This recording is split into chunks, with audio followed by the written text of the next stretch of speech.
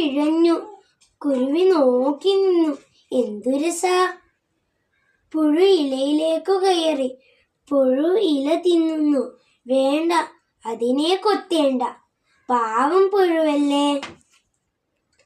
കുരുവി പറന്നുപോയി. കുരുവിക്ക് ഒരു പഴം കിട്ടി.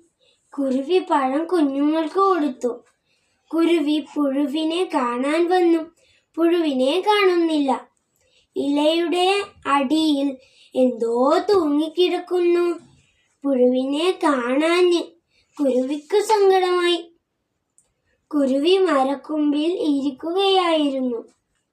ഇലയുടെ അടിയിൽ തൂങ്ങിക്കിടക്കുന്നത് പിളർന്നു. ഒരു പൂവ് പറക്കുന്നു. പൂവല്ല, അത് പൂമ്പാറ്റയാണ്. എന്ത് രസാ! പൂമ്പാറ്റകൾ പാറുന്നു. പൂവുകളിലിരുന്ന് തേൻ നുകരുന്നു. എന്തു രസാ!